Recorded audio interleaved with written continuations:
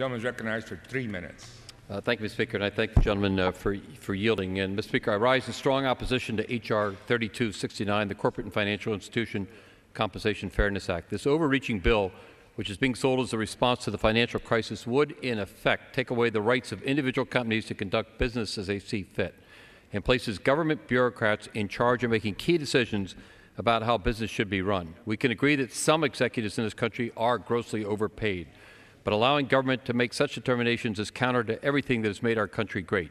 America has always been an economic powerhouse in the world, but this bill restricts competition through government intervention in a way that infringes on the entrepreneurial spirit of this nation. Section 4 of H.R. 3269 would actually allow the government to involve itself in the running of private businesses by empowering federal regulators to prohibit compensation arrangements for all employees of all financial institutions, including banks, bank holding companies, broker-dealers, credit unions, and investment advisors. Even regulators under the current administration have testified that they do not intend to cap pay or set forth precise prescriptions for how companies should set compensation, which can often be counterproductive. However, the majority has ignored the administration's wishes by adding Section 4 in H.R. 3269.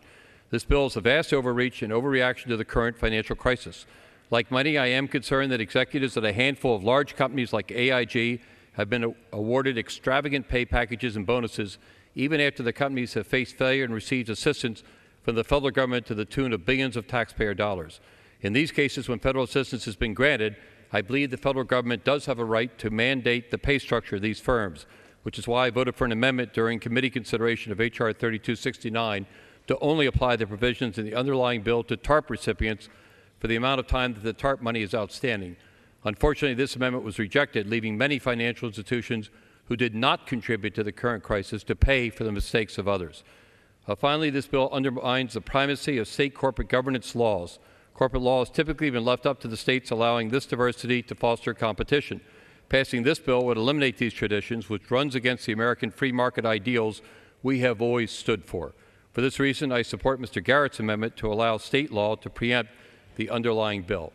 H.R. 3269 was introduced without a single legislative hearing to examine its far-reaching implications, despite numerous requests from myself and other members of the Financial Services Committee. I believe this legislation may have unintended consequences on our nation's businesses, and I urge my colleagues to vote no on the underlying bill. I yield back the balance of my time.